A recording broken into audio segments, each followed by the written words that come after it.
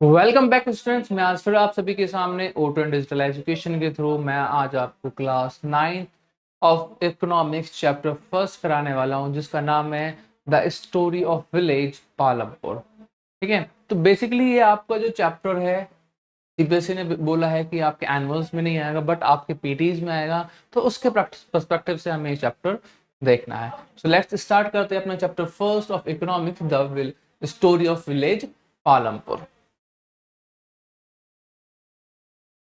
The chapter name was The Story of Village Palampur. क्या है? The story of village Palampur. ठीक है, जो कि कहां पड़ता है प्रेजेंट डे में, अगर हम देखें तो एक प्लेस है कहां पे, जो बुलंदशहर डिस्ट्रिक्ट है उसके पास। ठीक है, बुलंदशहर डिस्ट्रिक्ट में पड़ता है Palampur.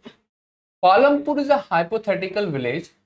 Farming is the main activity in Palampur. Palampur is well connected with neighboring villages and towns. Many kind of transport are visible in Palampur. देखो, एक ऐसा गांव जिसमें क्या है, बहुत सारे गांव से कनेक्टेड है, ट्रांसपोर्टेशन का बहुत ज्यादा अच्छी क्या है एज वेल एज वहां पे क्या होता है, मेन एक्टिविटी क्या है, that was the farming. Farming क्या है, उनकी मेन एक्टिविटी है जिसमें वो वर्क करते हैं farmers. This village has about 450 families belonging to several different castes. Most of the houses have electric connection. Palampur has two primary schools, one high school. There is a primary health center run by the government, one private dispensary. देखो, हर तरह की क्या facilities यहाँ पे government भी है as well as private भी है, हॉस्पिटल्स भी हैं, डिस्पेंसरीज भी हैं। तो एक ऐसा विलेज जिसके अंदर क्या है, हर तरह की फैसिलिटीज हमें देखने को मिलती हैं। That was the introduction of Palampur. Status of the basic infrastructural facilities in the Palampur. ठीक है, systems of road, कैसे रोड है, well connected with neighboring villages and town। कैसे हैं कि हर एक जो आपके जो नेबर विलेजेस हैं उनके साथ क्या है, ये वेल कनेक्टेड है। मीन्स ऑफ ट्रांसपोर्टेशन कैसा है, बुलेट कार्स, टांगे, bogie, motorcycle, jeep, tractor and trucks. बहुत सारी चीजें अवेलेबल है किस चीज के लिए, फॉर द ट्रांसपोर्टेशन। कि अगर इन्हें कहीं जाना है, एक विलेज से दूसरे विलेज में जाना हो, टाउन में जाना हो, तो क्या चीजें, बुलेट कार्ट्स हैं, टांगे हैं, बुग्गी हैं, मोटरसाइकिल है, जीप है, ट्रैक्टर और ट्रक, बहुत सारी चीजें, lots of things are available. मतलब एक ऐसा गांव जो क्या है, बहुत ही ज्यादा कह सकते हैं एडवांस, कह सकते हो कि हर चीज अवेलेबल है, चाहे वो ट्रांसपोर्टेशन से रिलेटेड लो, चाहे वो रोड्स एंड कम्युनिकेशन से रिलेटेड ले लो, तो हर एक चीज से क्या है, वो फुलफिल है। ठीक है, electricity connection is the most of the houses. Electricity power all the tubers in the field and is used various types of small businesses। ठीक है, इलेक्ट्रिसिटी जो है वो ज्यादातर हाउसेज में क्या है, इलेक्ट्रिसिटी का कनेक्शन देखने को मिला हाउसेज में। एक विलेज जहां पे हाउसेज में कनेक्शन देखने को मिलता है, मिल रहा है। और क्या है, जो उनकी क्या है ट्यूबवेल्स वगैरह है, उनमें क्या जो फील्ड है वहां पे भी क्या है, इलेक्ट्रिसिटी पावर देखने को मिलती है। एज वेल एज क्या मिल रहा है कि स्मॉल टाइप ऑफ बिजनेसेस में भी क्या हो रहा है, इलेक्ट्रिसिटी के कनेक्शन मिल रहे हैं। It means village which was fully connected by the electricity. ठीक है, कि इलेक्ट्रिसिटी वहां पे क्या हो रही है, लोगों तक पहुंच रही है easily. Schools, two primary school and one high school. देखो, दो प्राइमरी स्कूल है और एक कैसा है, हाई स्कूल है, तो एजुकेशन लेवल भी अच्छा होगा। तो क्या ये गांव है जहां पे इतनी ज्यादा फैसिलिटीज है, बट ये एक ऐसा हाइपोथेटिकल विलेज है। ठीक है, जो हम लोगों ने माइंड में सोच के उसके इमेज क्रिएट की गई है आप लोगों को अंडरस्टैंडिंग कराने के लिए। Health care centres, one government and one primary and one private. ठीक है, कैसे है, एक गवर्नमेंट प्राइमरी है हेल्थ केयर सेंटर और एक प्राइवेट डिस्पेंसरी है। ठीक है, तो हेल्थ के भी इश्यूज नहीं है। एक्टिविटीज कैसी होती है वहां पे, फार्मिंग एक्टिविटीज में एग्रीकल्चर, लाइव स्टॉक। फार्मिंग में क्या होगा, जो क्या होते हैं, एग्रीकल्चर का वर्क करते हैं। Non farming, small manufacturing, transport services, shopkeeping, dairy, computer centres. देखो, स्मॉल मैन्युफैक्चरिंग में भी है पहली, सेकंड वाज ट्रांसपोर्ट सर्विस है, शॉपकीपिंग है, डेयरी डेयरी है, कंप्यूटर सेंटर्स है। इट मींस कि हर तरह की फैसिलिटीज वहां पे क्या है, अवेलेबल है। प्रोडक्शन हो रहा है, हो रहा है। The aim of production is to produce the goods and services that people need. वो उन चीजों का क्या किया जा रहा है, प्रोडक्शन किया जा रहा है जिन चीजों की लोगों को जरूरत है। ऑर्गेनाइजेशन ऑफ प्रोडक्शन, अब इनका जो प्रोडक्शन है उसे कैसे ऑर्गेनाइज किया गया है देखते हैं। क्या क्या है, लैंड है, लेबर है, capital and human capital. Human capital का मतलब नॉलेज एंड एंटरप्राइजेस, ठीक है। तो लैंड भी है, लेबर भी है और कैपिटल भी है। अगर जब तीनों चीजें हैं तो ऑर्गेनाइजेशन का प्रोडक्शन होगा, प्रोडक्शन जो होगा वो एक ऑर्गेनाइज वे में किया जाएगा। There are four requirement of production factors production of goods all services, these are follow।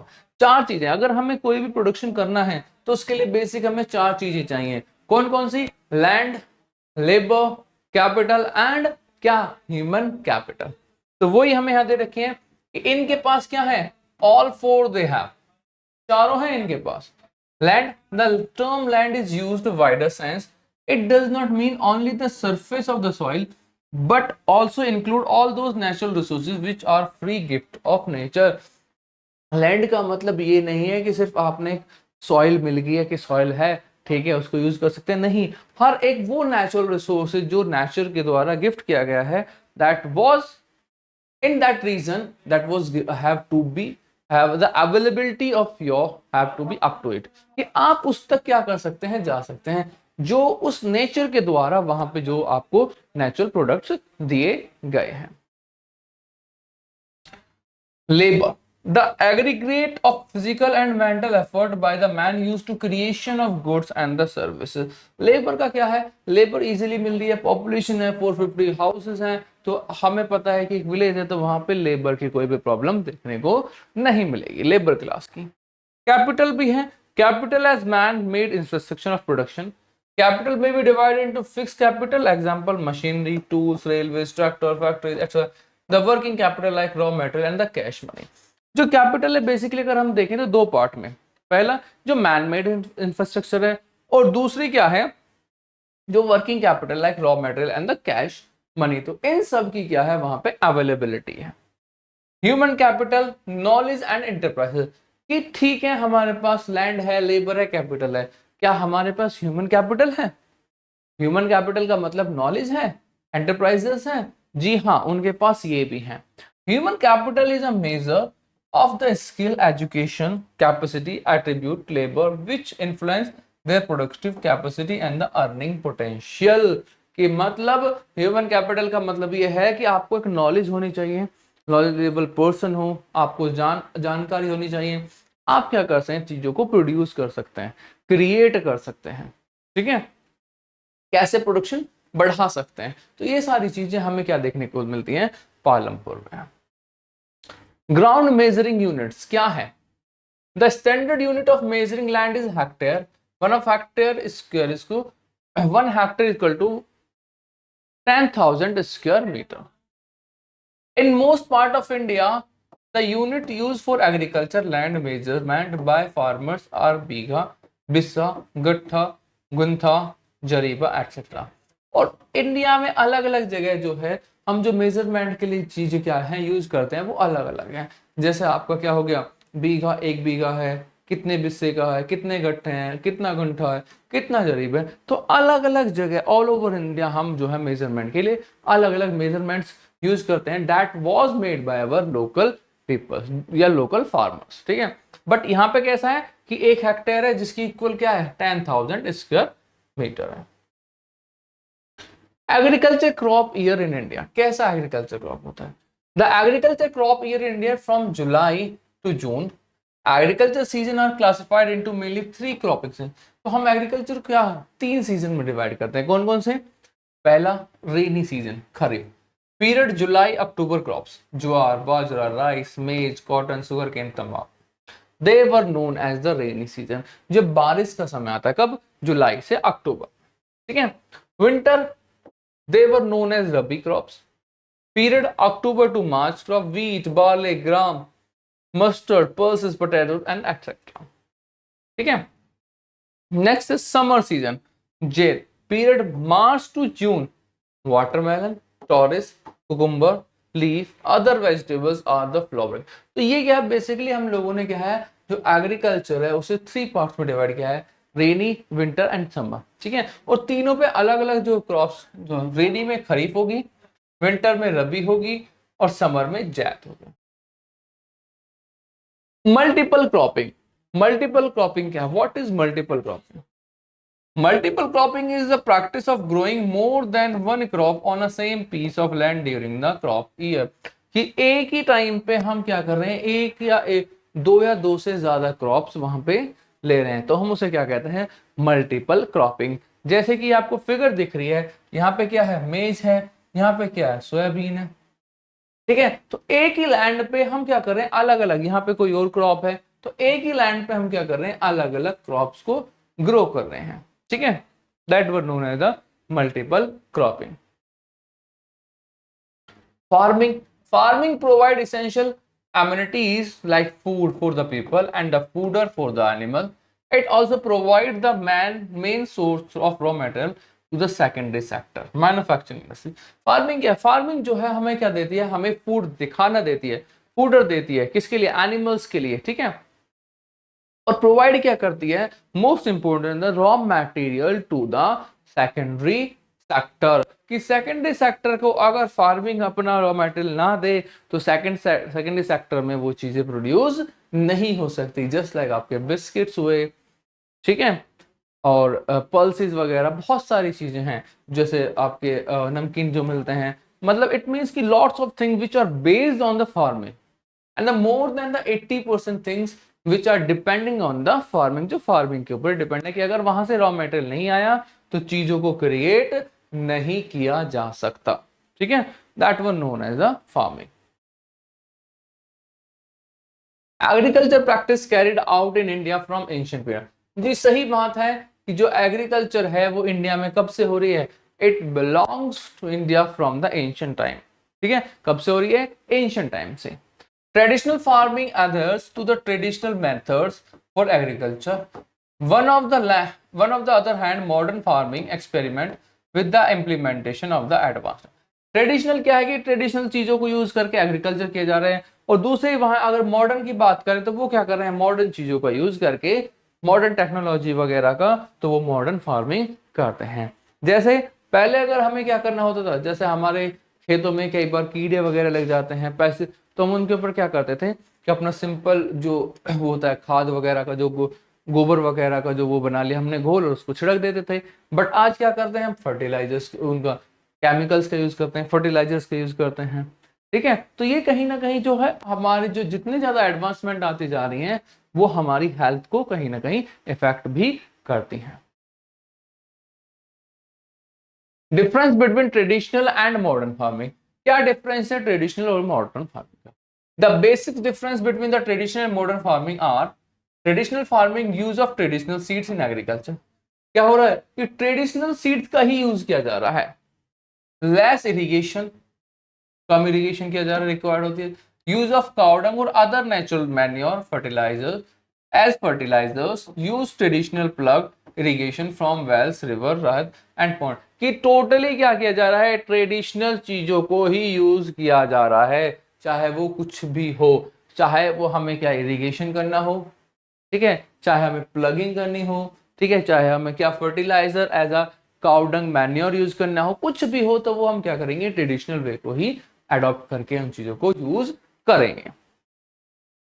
Modern farming, use of high yielding seeds, more irrigation in agriculture, more irrigation requirement for the use of chemical fertilizer and pesticides, use of machines, irrigation through tube wells, pumping seed। मतलब हर चीज का क्या किया जा रहा है कि ज्यादा पानी ज्यादा चाहिए, केमिकल्स यूज कर रहे हैं कि ज्यादा से ज्यादा पानी लगाओ तभी प्रोडक्शन बढ़ेगा, केमिकल्स का बहुत ज्यादा एक्सेसिव यूज करना पड़ रहा है, ट्यूबवेल्स वगैरह, पंपिंग सेट लगाने पड़ रहे हैं। इट मींस द क्रॉप जो हमारी वो है फार्मिंग है वो क्या होती जा रही है, धीरे धीरे एक्सपेंसिव होती जा रही है, ठीक है।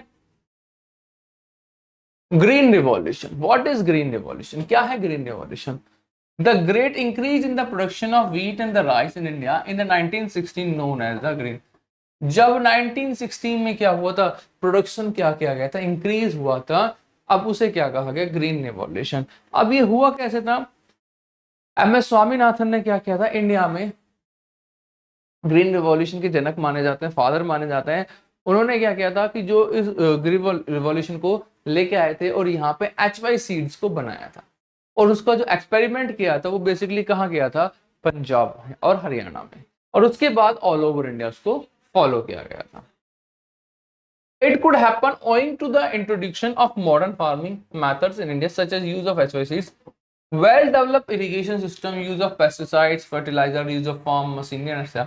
कि ठीक है, इंट्रोडक्शन हुआ किसका, जो है आपका ग्रीन रिवॉल्यूशन का, बट हमें किस चीजों की जरूरत पड़ने लगी, मॉडर्न फार्मिंग, HYV सीड्स, ठीक है, जिससे well develop irrigation system, pesticide, fertiliser, तो वो सारी चीजें जो बर्डन है वो क्या होने लगे, इंक्रीज होने लगे। पानी उन्हें अच्छा चाहिए, इरिगेशन सिस्टम अच्छा होना चाहिए, टाइम टू टाइम उनकी देखभाल करनी पड़ेगी, कोई बीमारी वगैरह लग गया तो हमें पेस्टिसाइड्स का यूज करना पड़ेगा, केमिकल्स का यूज करना पड़ेगा।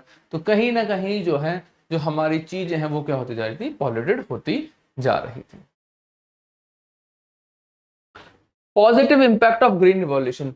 पॉजिटिव इंपैक्ट क्या है green revolution? Increase of agriculture production, increase in the employment opportunity. जितना ज्यादा एग्रीकल्चर एम्प्लॉयमेंट प्रोडक्शन बढ़ेगा, उतना ही ज्यादा क्या होगा, एम्प्लॉयमेंट की अपॉर्चुनिटीज भी बढ़ेगी। Strengthening the linkage between agriculture and the industry, transfer farmers as a market oriented। ठीक है, जो लिंक है किसका, एक अगर बिटवीन एग्रीकल्चर और इंडस्ट्री का जो लिंक है वो क्या होता है, इंक्रीज होता है। क्यों? क्योंकि रॉ मटेरियल जाता है जब कहां से, फार्मर्स टू द इंडस्ट्री, और ये क्या करते हैं, ट्रांसफर करती हैं फार्मर्स की एज अ मार्केट ओरिएंटेड। और जो फार्मर्स का जो है वे ऑफ थिंकिंग है, जो फार्मर्स की वो है मार्केट ओरिएंटेड थिंकिंग है, तो उसको भी क्या करती है, चेंज करती है। ठीक है, चलिए negative impact of green revolution.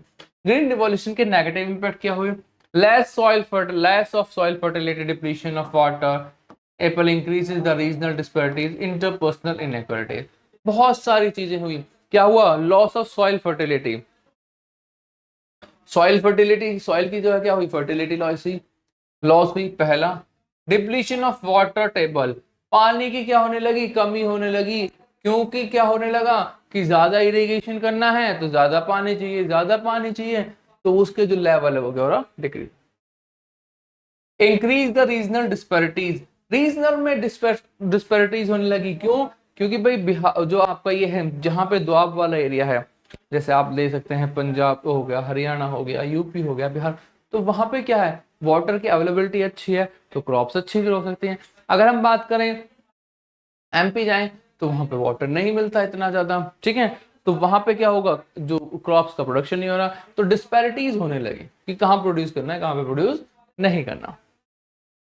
Interpersonal inequality, आपस में भी कि भाई ठीक है, मेरे पास मैंने ये अच्छी सीड लिया है, अच्छा प्रोडक्शन हुआ, उसने वो ऐसी सीड ले गया, ज्यादा प्रोडक्शन नहीं हुआ, तो कहीं ना कहीं लोगों के अंदर ही क्या आने लगी, खटास आने लगी।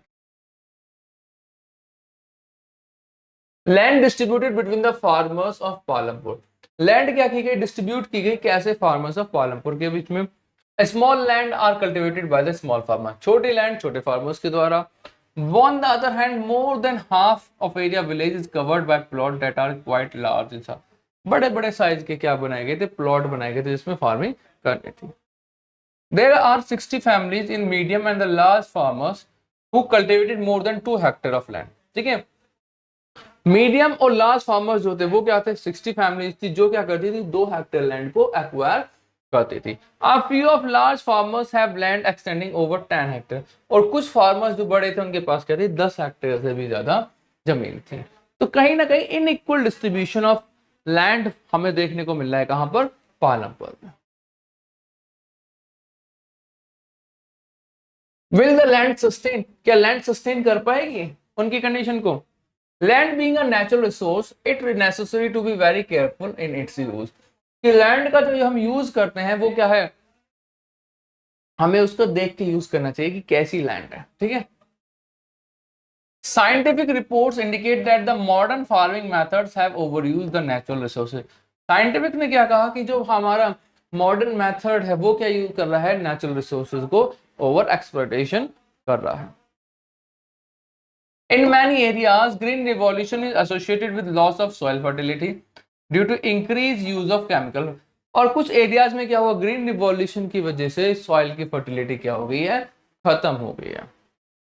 Also, continuous use of groundwater for tubeless irrigation has reduced the water table below the ground. कि जो ग्राउंड लेवल का जो वाटर है वो भी क्या होने लगा है, डिक्रीज होने लगा है। क्यों? क्योंकि इरिगेशन के लिए ज्यादा वाटर यूज कर रहे हैं। तो बेसिकली आपकी जो फर्स्ट चैप्टर इकोनॉमिक्स का, उसमें इतनी ही टर्म्स है, यही चीजें हमें देखने को मिलेगा। बहुत छोटा सा ये चैप्टर है, ठीक है। तो आपका चैप्टर यहाँ ही फिनिश होता है। आप लोगों के लिए हम लोगों ने डाउट क्लासेस भी रखी हुई हैं, जिनका लिंक आपको हमारे डिस्क्रिप्शन बॉक्स में मिल जाएगा, जो कि सैटरडे संडे को आप अपने जो भी डाउट्स हो उन्हें पूछ सकते हैं। बाकी इस वीडियो से रिलेटेड अगर कोई भी टर्म आपकी समझ में नहीं आया, कुछ पूछना हो, तो आप कमेंट बॉक्स में कमेंट करके आप पूछ सकते हैं। और हमारे चैनल को लाइक करें एंड सब्सक्राइब करें।